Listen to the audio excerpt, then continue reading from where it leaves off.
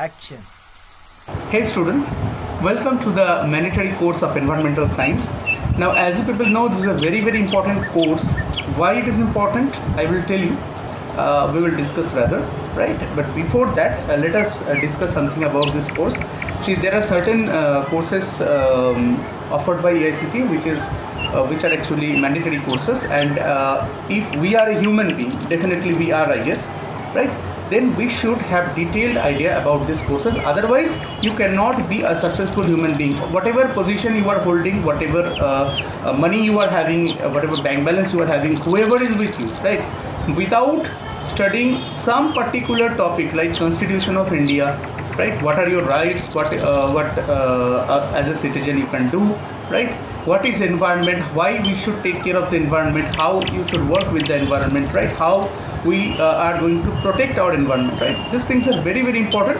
And here in this particular course, there is environmental science MC 301. We will see the details that how and what should be what type of care we should take about the environment. Now, question arises: what things are present in this particular module or this particular course? But before that, let me ask you one question: how many mothers you are having, right? That is my question. You may take few seconds and think, but I am telling you the answer, right? Brother, I am telling you the answer. Have you thought of something, right? See, the answer will be always n+1. Why n+1? Your mother, right, plus someone else. Who is that someone else? We will discuss about it, right? It may happen if you are married, you have your mother and your mother-in-law. So two mothers. Then also it will be n+1, means 2+1. Okay. Now, if say you belong to someone else, you are in relation who treats you like your child, right? Like her child. Then she is also a mother to you, right? Many persons are there who are motherly to us. Okay. So then it may be 3+1, 4+1, 5+1. Now, who is that +1, right? That +1 is Mother Earth, right? Why I am saying that? Because see, we are existing here due to Mother Earth. If Mother Earth is not there, we will not be there. No species will not be there. Nothing will be there. Okay. So basically, see what is important for us. We need to protect our mother, right? It is our what I can say, prime responsibility or supreme responsibility to protect our mother from everything, from every type of destruction, problem, whatever that can happen to our mother. We should protect her from that. Okay. And Mother's Day is not only on 9th May, it is on 5th June also, because 5th June is nothing but World Environment Day, and environment is our mother, right? So Mother's Day is not only 9th May, it is 5th June also, right? So in this particular lecture or in this particular course rather, first we will discuss about the course, then we will go to the lecture. Okay. So in this particular course, what we people will be seeing, there are basically 5 modules, right? This 5 modules includes: the first module is general, second module is air pollution, third module is water pollution, fourth module is land pollution, and fifth module is sound pollution. But we will treat it like that: air and its pollution, water and its pollution, land and its pollution, sound and its pollution, right? Because why this is important? You cannot study about air pollution without knowing the details about air.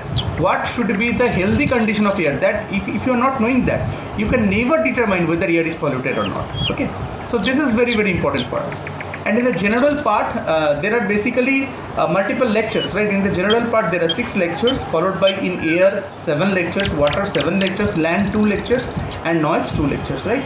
Among that, today this is the first lecture of the general. So welcome to the first lecture of MC 301, your mandatory course on environmental science.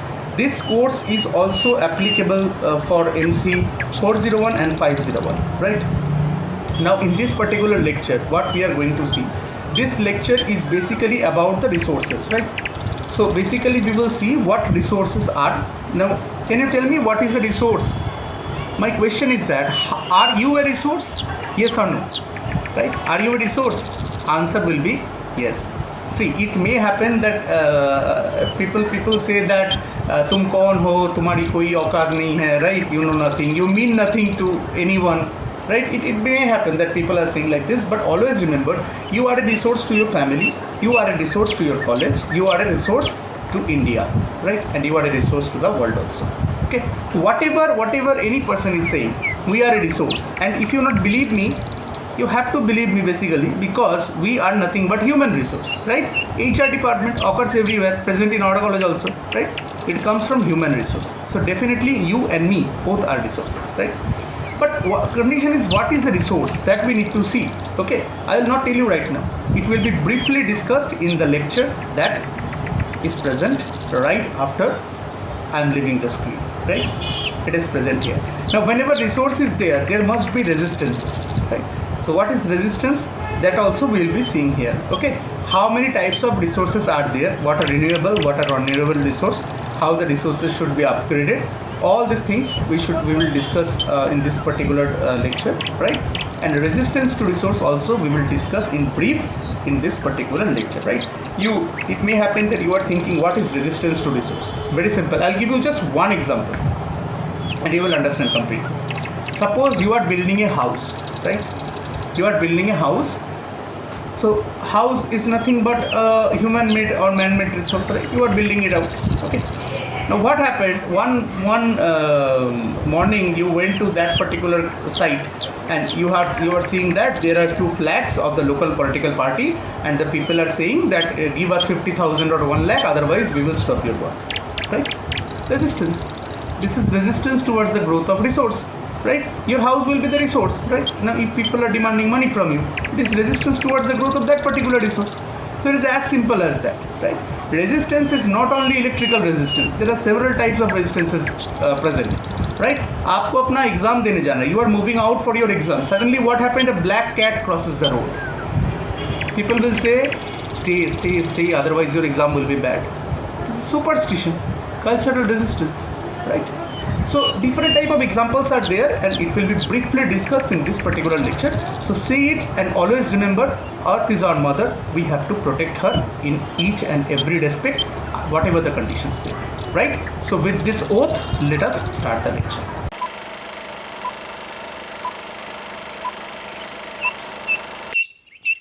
So in this video, we are going to see what resources are, and how many types of resources are there, and what are resistance towards resources, right? So basically, if we go to the fact that what resources are, or what do you mean by the term resource, see, there is a big dilemma about the definition. We can say that resource is something which is very important for us, right? Which is very important to mankind, and we use resource almost every time, right? Just like water, we use water to maximum extent, it is a resource. We use soil, we use sunlight, we use wind, we use air. All these are different types of resources. Apart from it, we live in a house, which is also a resource. Okay, we are using our phone, laptop, computer, internet, electricity, everything, each and everything is a resource. In fact, we are also resources, right? So there is a huge example. Now the question arises that suppose internet and mobile, right? Internet is a resource, mobile is also a resource, but these two are very much different from each other. Internet cannot be materialized. Can it happen like that you are having 1 GB internet and I am just telling you, okay, give this 1 GB internet in my hand, just keep it on the table, just keep this 1 GB internet on the table. Can you do it? Answer is no, right? Because internet is not materialized, but it is definitely a resource, and we use that resource only for doing multiple things, multiple activities, right? But we can say that, okay, keep your mobile phone on this table. That is possible, but internet cannot be kept on a particular table, right? Because internet cannot be materialized, whereas the mobile can be materialized, right? So if we go to the definition, basically the main term is resource is something which may or may not be material, right? Resource is something which may or may not be material. Now these resources may be of different types, okay? And it is basically something which helps people to live their life, to do several activities, okay? So that is what resource is, and it may be natural resources like air, water, it may be human resource like population, or it may be cultural resource like knowledge, right? Several other types of resources are there. So basically we will discuss about the fact resources and how many types of resources are there, right? So if you ask someone that how many types of resources are there, so people will say multiple things, right? Somebody will say renewable resource, somebody will say non-renewable, some will say natural resource, some will say artificial resource, some may say cultural resource, some may say human resource, right? So some will say conventional resource, some will say non-conventional resource. So the fact is, how many types of resources basically are there? Now, if we go into this, then it cannot be done in that way. Okay, so there are certain divisions or certain specifications on the basis of which this classification of resources can be done, right? On the basis of certain classification, on the basis of certain specification rather, this classification of resources can be done. Okay, so depending on availability, right, if we say how many types of resources are there, the answer will be renewable and non-renewable, right? Renewable resources will be available, non-renewable resources may or may not be available. Okay, now what these renewable resources are, what these non-renewable resources are, see, you have learned this from your very childhood. Renewable resources are those which are automatically renewed after a small amount of time. For example, say if you say sunlight, sunlight is a renewable resource. Why renewable resource? Because after every 12 hours we get sunlight, right? That's why we say it is a renewable resource. Roughly, I'm saying this. Okay. Similarly, if you say forest, right? Forest also is a renewable resource. Water also is a renewable resource. Tides, renewable resource. Wind energy is a renewable resource. But here one question arises, that we are saying that save water, there is a big concern for water, right? Save trees, save forest, but we are not saying save sunlight, save wind energy, save tidal energy. Now why is this? There must be a question that if renewable resource, sunlight is a renewable resource, and if water is also a renewable resource, why we are saying save water and why we are not saying save sunlight, right? And here sunlight means sunlight, okay, solar light coming from the sun. Don't think that it is sunlight detergent powder, okay. So basically renewable resources are further categorized into two parts. One is conventional renewable resource, another is non-conventional renewable resource, okay.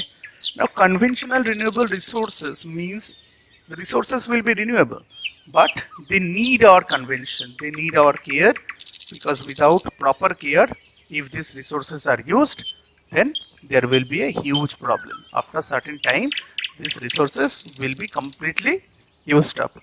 But after a large amount of time, it will be regenerated. For example, say, suppose you are cutting 10 trees and on the same day you are planting 10 saplings, right? Now just tell me, if you are cutting a tree which is 20 years old, 25 years old, and if you are planting a small sapling, right, it will again take 20 years or 15 years to grow. Okay, so it will grow, it is renewable, it is not like that it is non-renewable, it is renewable. But the question is that it will take large amount of time, okay. But once you lose sunlight, again you will get it after 12 hours. Once you miss a tide, again you will get it after some certain amount of time, okay. But that is not possible for forest. If once the level of water is completely used up, we have to wait for centuries to for its regeneration again, right? So that's why we say that conventional renewable resources should be handled with care, and they should not be used excessively. They should be used with a proper procedure, right? Whereas non-conventional resources are those which do not need any concern, which actually if you use again and again and again, they will never be ended up. For example, solar energy is there, wind energy, atomic energy, biogas is there, okay, right? Now moving a little bit further, we will see that what non-renewable resources are. Renewable resources, we have seen that renewable resources are those which will renew after a certain amount of time. Okay, and this are further divided into conventional and non-conventional resources. So conventional resources will take large amount of time to renew themselves, whereas non-conventional resources which will take small time to renew themselves, right? Okay, next, non-renewable resources, if we go to that part, these are something which cannot be renewed, okay, which cannot be renewed, or else if it renews, it will take that amount of time which is not possible for us to get. For example, suppose coal and petroleum, right? Whenever we say non-renewable resource, the first example comes of coal, okay, coal and petroleum. Now, how coal and petroleum has been formed? If you just look at the fact that how coal and petroleum have been formed, you will see that excessive heat and pressure converts the plants and trees, wood trunks into coal and converts the bones of living organisms into petroleum, right? Now, this takes 1 million years. So, can we wait 1 million years and say that yes, it is a renewable resource? It will take only 1 million years to get renewed. It's not possible for us, right? So this type of resources are called non-renewable resources. Basically, all fossil fuels are non-renewable, coal, petroleum, etc., etc.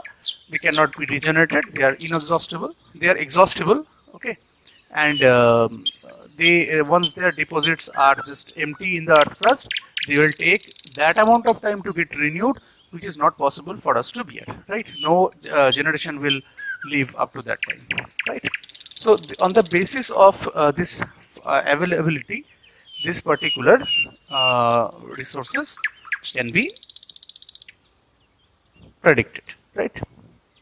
Now, on the basis of formation, right? On the basis of formation, resources can be of two types. Okay, one is natural resource, another is man-made resource, right? For example, suppose there is a normal river in your nearby, right? That river is definitely formed by nature and is a natural resource, and you are having an aquarium at your home, right? Now that aquarium has been bought by you and it is maintained by you only, right? So that aquarium is nothing but, it is, tell me, artificial resource or man-made resource. Similarly, a zoo, right? Not zoo, sorry, a normal forest, right, where wildlife sanctuary, we can say, where the animals live with ease, right? That is natural, whereas if we say a circus, right, or zoo, then it is artificial. Okay? Caves are natural, whereas housing complexes are artificial. So on the basis of formation, resources can be divided into natural and artificial, right? After that, on the basis of the society, resources may be divided into two types, right? One is cultural resource, another is human resource. Now, what is cultural resource?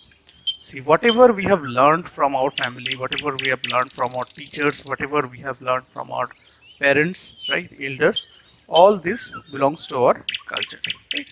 And this comprises the cultural resource. For example, whenever we go towards some elder person, right, our grandmother, grandfather, mother, father, right, we used to touch their feet, right, to seek their blessings. Okay, so this is nothing but culture, right? It is not written in any book.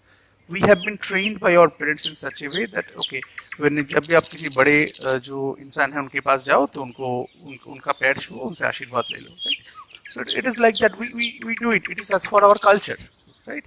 Knowledge, whatever education you are having, whatever things you know, whatever knowledge you are having, all this also belongs to cultural resource, right? And next comes human resource. Now this human resource is a big thing. Human resource is a branch actually, right? In every school, college, office, everywhere, human resource officials are there, human resource executives are there. But the thing is, what is human resource? What is the work of HR department? What is the work of human resource department? Basically, they work in that way that whenever you need some persons, right, to work to do something, then they are responsible to supply those persons. They are responsible to provide manpower. Okay, and that can be only done by the help of the people who are present nearby. Okay, so this actually belongs to human resource, right? So our India is having huge human resource because we are having the second mostly populated country in the world. So we are having huge human resource, right? And we don't need to You don't need to be afraid about the lack of human resource, right? Next, if resources are, if plus is there, then minus should always be there. Okay. If a crust is there for the wave, then a trough must be there. Similarly, if resources are there, there must be resistance to resources also. Now here the question arises, what is resistance to resource? Right. So if we go into the fact, what is the definition of resistance towards the resources, we will see that resistance, what does the meaning of the word resistance is? Resistance means something which will provide hindrance to something. Now if we say electrical resistance, whatever is used in our regulators and all, and volume switches and all, right? If we see that thing, then that particular thing is called electrical resistance because it provides hindrance towards the flow of electricity. If electricity is flowing, it will restrict the flow of electricity, hence it is called electrical resistance, right? So anything that provides hindrance to something is called resistance. Now this resistance to resources, this basically means that something, some activity which will not allow the resource to grow, which will restrict the growth of resources, then that particular activity will be called resistance towards resources. Okay.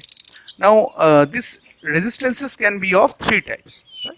Number one will be natural resistance. Natural resistance means if some hindrance, some problem has been occurred by nature, okay, not by you, not by me, if it occurs by nature. For example, you are going towards college, suddenly huge rainfall came and you cannot go.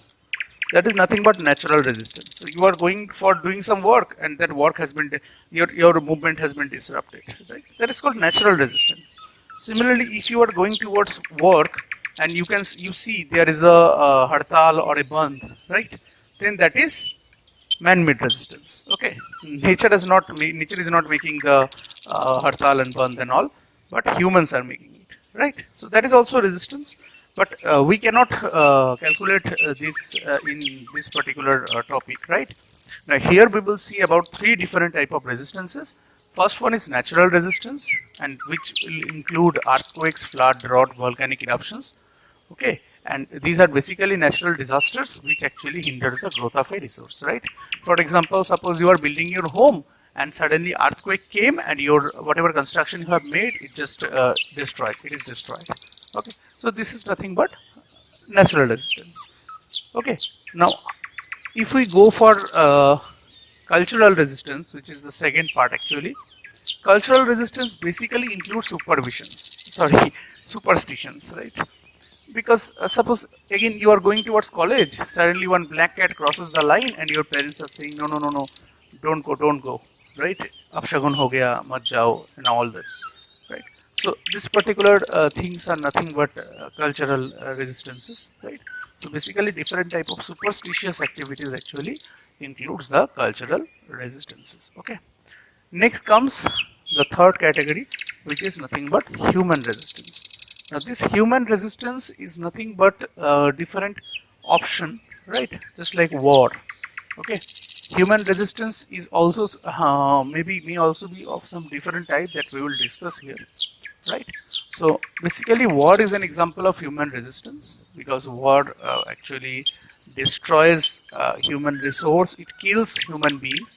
That's why it is taken as a example of human resistance. But human resistance can be of different types also. Suppose you are writing something and somebody has came and just teared up the page that on which you have been writing.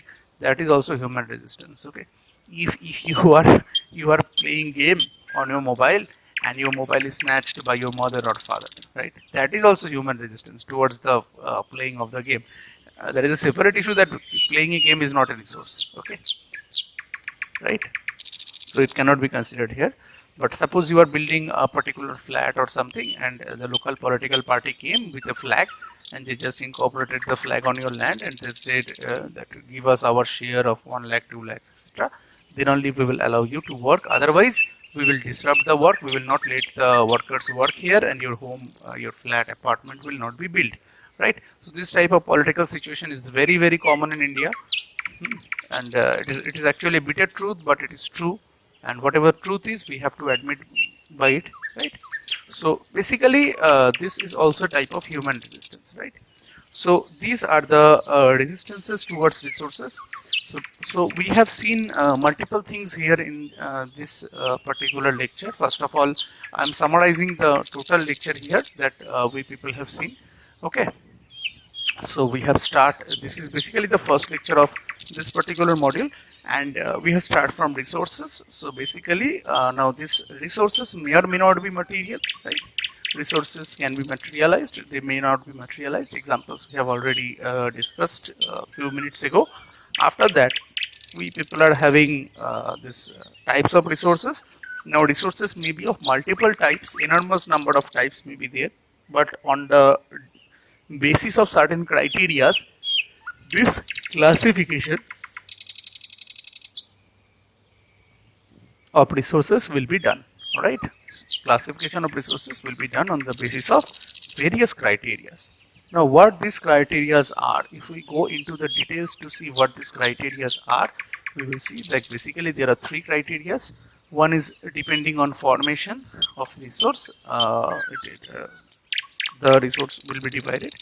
Another is depending on availability, the resource will be divided, and depending on society, the resource will be divided, right?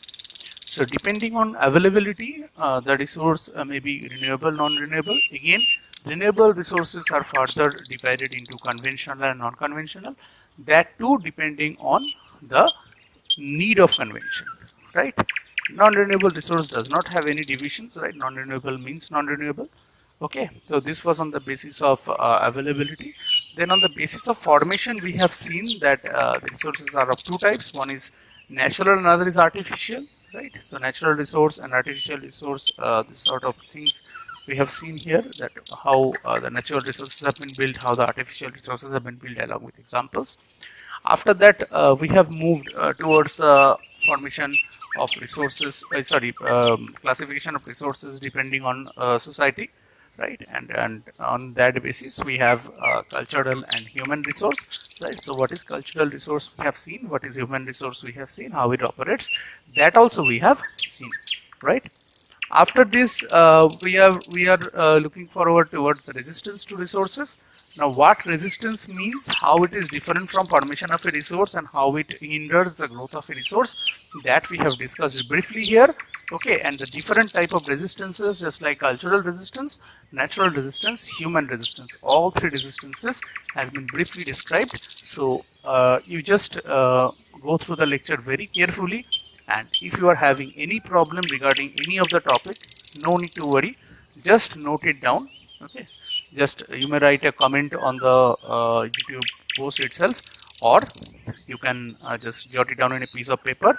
You send it to me by mail or by just WhatsApp, or just call me up and we will discuss about it. Okay, so basically this lecture was around the resources and resistance to resources that we have completely seen, and the later topics are present in the next lecture, right? So we will go towards the next lecture, and the next lecture basically I'm just giving you a glimpse of what is present in the next lecture.